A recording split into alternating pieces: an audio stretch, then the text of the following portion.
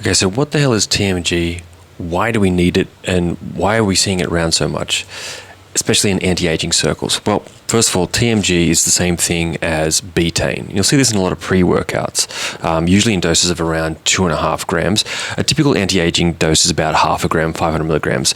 And really in an anti-aging setting, the reason you're taking TMG is because it donates methyl groups. So it helps your body with methylation, which is an important process for DNA repair and longevity. It helps maintain telomere length, which is thought to be a deciding factor on how long you'll live, because each time cells replicate, you lose a bit of telomere length, which are the end caps on chromosomes in the DNA strands. So it's going to help with that, but I mean, methylation helps with so many other things in the body, particularly in the brain. People that methylate poorly are often showing depressive symptoms, and they take things like SAMe to help with that, but TMG actually helps you make more SAMe anyway, and you don't really want to take SAMe as a supplement if you don't have a poor methylation pathway. It can make you a little bit jittery from what I understand, so TMG might be a better option if you're not entirely sure, and it'll help with that anyway, but your body gets to decide how much SAMe it makes out of it. It's also good for liver health, liver detoxification, and lipid metabolism, and it's also good for endothelial function and nitric oxide production, so for the pump. And this is why you'll probably find it in pre-workouts often, usually in doses that are a bit larger than what you really require for just the anti-aging benefit. So nitric oxide improves because it promotes endothelial nitric oxide production, and it reduces homocysteine levels, which are thought to be an indicator of heart disease or poor heart health, because as homocysteine goes up, it's showing that your body's not converting that into methionine very well, which is more useful to nitric oxide production than the homocysteine. And so taking TMG will hopefully help correct that by providing those methyl groups to help you convert your homocysteine into methionine. So as we age, this seems to be the kind of thing that the body can get a little bit less efficient at. That is methylation.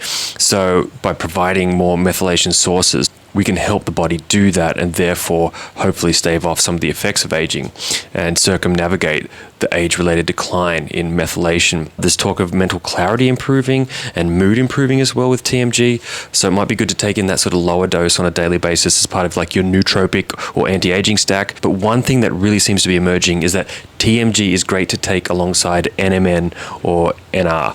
So if you're taking NMN for anti-aging purposes, it will use up a lot of methylation in the pathway where it gets used in the body. And so by taking that with about 500 milligrams of TMG, you're going to help to make sure you get the benefits from the NMN, as well as providing a methylation donor to ensure that that NMN doesn't take up all the methyl groups in the body that it also needs for telomere length, for nitric oxide production, for converting homocysteine into methionine, and so on. Interestingly, it's also been shown in, I think, at least one study to raise testosterone. I didn't look into it too deeply. It was in like young soccer players, so that could be more related to the improvement in athletic performance that seems to come from TMG, and that's from improving ATP production and also creatine production in the body, so the body's own production of creatine it can assist with. But it also could be the extra nitric oxide blood flow might have helped the testosterone levels go up as well, or it might directly have an effect on certain cells that produce testosterone in the body. Who knows? I haven't gone down that rabbit hole. It's not the first thing I'd reach for this for, though. I'd more be reaching for it for the anti-aging benefits and for the heart health benefits and the blood flow benefits. This is probably something I'm going to start suggesting to more people in my family, to be honest, after researching it. It makes a bit of sense to take it. I've been taking NMN, and so I don't always take a pre-workout that has those 2.5 gram doses in it, or sometimes 1 to 2 gram doses.